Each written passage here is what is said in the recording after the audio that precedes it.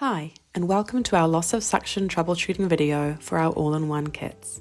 There are a few things that can cause loss of suction, and we're going to work through the most common ones now. First of all, with your pump going on the highest suction level, remove the tubing and place your finger over the holes. If you can feel the suction, then the issue is most likely to do with the setup of your kit. Check over the tubing, making sure there are no kinks or damage of any kind. Pop the tubing into the unit and place your finger over the end. You should still be able to feel the suction working. If not, replace your tubing and connectors. Let's look over the parts.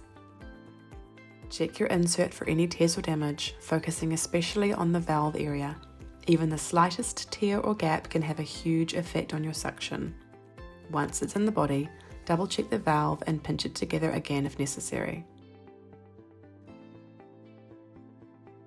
Then, check over the diaphragm cup and place it in the body, making sure it's sitting nice and flush.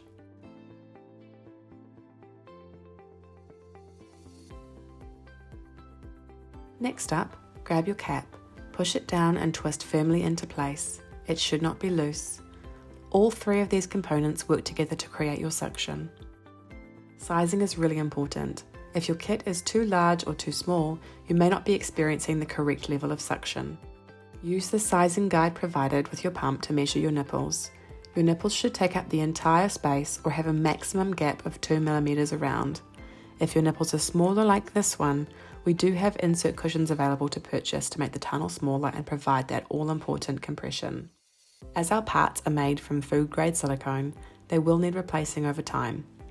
Making sure that you are replacing parts when required will ensure that you are getting the most out of your pump.